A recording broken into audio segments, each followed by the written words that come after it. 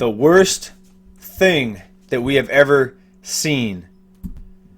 That's what some people are saying. We're going to talk about where that's happening and what they mean by that. But basically, the housing crisis is in full swing. Hey, everybody. It is Monday, February 8th, 2021. Coming off of a Super Bowl weekend, let's talk about that just real quick. I did not watch the full game. I'm not really into sports as much as I used to be. Well, not at all. I really haven't watched the full game probably in 10 years. But what I did see, because I peeked in at it every once in a while, I was out in the backyard playing with family and stuff like that. What I did see is the Kansas City Chiefs being called for a lot of, in my opinion, touchy penalties.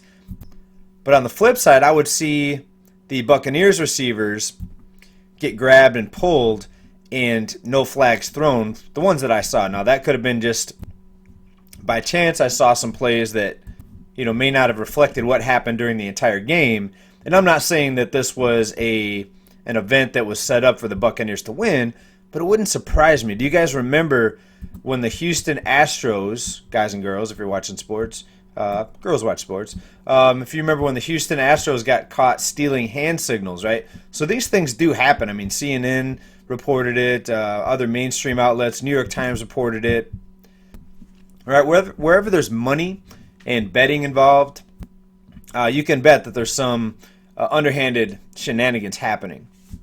All right, and again, I'm not saying anything happened in this game here, but I saw, for example, the Bucs quarterback Tom Brady throw the ball way out of bounds, but yet and I mean way out of bounds, like way past the end of the end zone, like 20, 25 feet in the air, right? An uncatchable ball. But they threw a flag on the Chiefs defender for contacting the receiver who could not have caught the ball. So just an example of what I saw. Maybe you guys and girls saw some of that. Just let me know if you did. I would be interested. And, besides that, not much comment. I don't think that sports really plays a big role in making society better. I guess entertainment's fun and it's good to watch if you don't have anything else to do, but not something that I get too caught up in. So some of you may disagree with me. Maybe we'll see down in the comments. All right, but let's go over to the head article today, head story, and this is out of Missouri. And let's go over there. This is out of STL Today. The worst thing we have ever seen. Thousands of evictions loom in St. Louis. So we've said this, even though with eviction moratoriums happening and the assistance that's being floated out there, the stimulus checks, which, again, are not enough to really pay much rent. In some areas, you might pay 1 month's rent, maybe 2 months with those stimulus checks. But in many areas, it won't even cover 1 month's rent. And I'm wondering how many of these people in St. Louis that are losing their homes, getting evicted, and how many of the 10 to 20 to some estimates is up to as high as 30 million people in the United States that are behind on their rent and their mortgages. When you add them all together, I wonder how many of those people are cheering for Tom Brady. They're jumping up and down. Hip, hip, hooray for the 7th ring now for Tom Brady. But I wonder if that means anything to these people that are worried about if they're going to have a roof over their head in the next couple weeks. Excerpt, thousands of eviction filings are piling up in St. Louis. The county records indicate leaving landlords and tenants frustrated, and advocates predicting a tidal wave of homelessness to come. Landlords have filed 5,000 eviction notices since mid-March 2020, and many of them have settled with promises of rent checks to come. But many say they're stuck in court waiting for moratoriums to lift. Right? So we've talked about this before. Renters that do not know their rights, sometimes they will just leave. Others will stay put because they know about the moratoriums.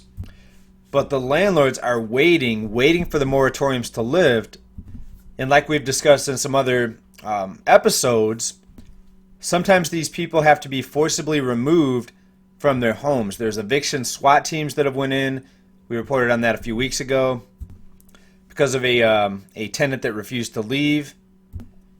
All right, but this article continues. The U.S. rental industry has not seen a moment like this before, said Tim Thomas, research director at University of California, Berkeley. The Great Recession affected homeowners and the economy in general, but this recession has hit service sector workers the hardest, and evictions affect low-income households the most. And in St. Louis, it was so bad, they had to set up an eviction defense program hotline, and it's received hundreds and hundreds of calls in 2020. Now, out of this article in St. Louis here, there's a 29-year-old man that lives with his son and his daughter. They had a $700 lease on their home. He lost his job cleaning warehouse carpets in March, and he also had a job at a fast food restaurant, but he was let go about a month later.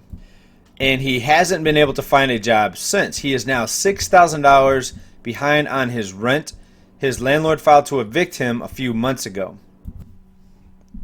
Right now, this is just one story out of tens of millions of people that are in a similar situation. Right, working at White Castle, cleaning carpets is not something, it's not an income that you should be able to raise kids on. It's just not. You know, so there's a few different ways to look at it. A lot of people would say, hey, if you're working at White Castle, you might want to hold off on having kids, and you may want to try to live a lower overhead, a lower cost lifestyle, minimalist lifestyle. Other people will make the argument, they'll say, no, the government, they can create unlimited money out of nothing. They need to give everybody free housing. People should be able to have as many kids as they want. There should be no limit. The government should pay for everything. There's a lot of people that really say that. Right? And I'm not here to tell you what's wrong or what's right, but as people that are aware of this, of what's happening in this country, we need to be prepared. We can't change the system. We can't fight the system. You can, but probably not going to get too far. So all we can do is try to prepare ourselves the best that we can. Now, you're going to see a lot of situations come up that are not so good. You're going to see a lot more homeless. When poverty and homeless rise, crime rises. You need to protect yourself. We've talked about that in many episodes. Security, home security is going to be essential. You're going to see a lot of people that are going to have to kind of swallow your pride, if you will. You may have to move in with relatives. You may have relatives move in with you. Really scary, and that's why I pay extra attention to this economic situation, because it's been brewing for a long, long time. There's so many people that are barely scraping by when something bad happens. When you see what we saw this past year and the job losses mount, it doesn't take very long for things to start snowballing, and we started seeing it right away. In April, May, we saw thousands of people lose their jobs. Food lines started surging by the summer of 2020. Tens of millions of people behind on their mortgages and their rents. And we have places like here in St. Louis, like the story is discussing, and it's the worst that they've ever seen. And it's only getting started. It's going to get a lot worse. Everybody, I wish there was an easy way out of this. Keep preparing yourself.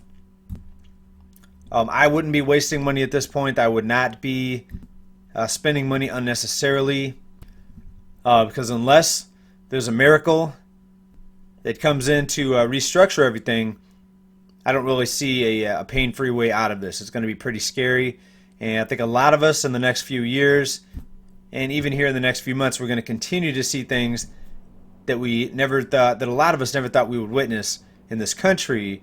The country that we were told was the richest country in the world, the land of the free.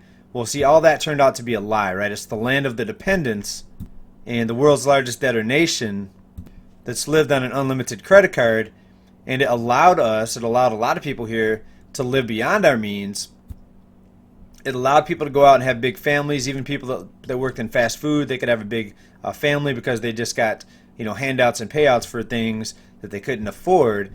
And now millions of people are screaming for free housing, cancel rent. You see where it's going here. So there's no good way out of this. Thanks everybody for watching. Stay prepared. Hope you're doing well at this time. Hope you have a good week. We'll talk to you here soon, very soon. Thank you. Bye.